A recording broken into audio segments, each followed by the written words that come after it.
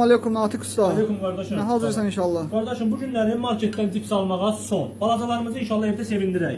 2 ədəd kartoşkadan inşallah sizə qeyri-adi damaşni cips hazırlayacağım. Kartoşkamızı kəsirik. Baxın nəzik, baxın. Nəzik ip kimi.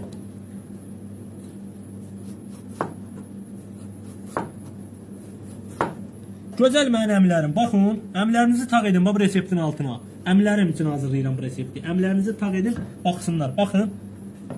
Gözəl əmlərim, mənim gözəl əmlərim. Bax, qaba qızıb, yarım qızıb hazırdır. Baxıram qəşəng.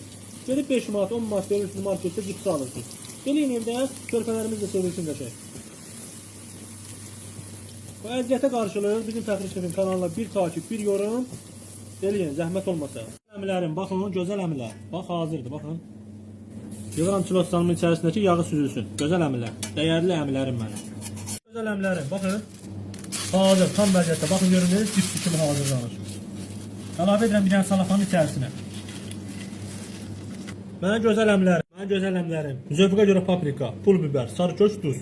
Bunu qarışdırıram gözəl və bir-birinə qəşəng. Əmlərim, sizdən dəstək gözləyirəm bu səhifəyə. Yorum, takip, zəhmət olmasa. Əlavə edirəm içərisinə. Baxın, qəşəngcənə. İndi bunu qarışdıracağım.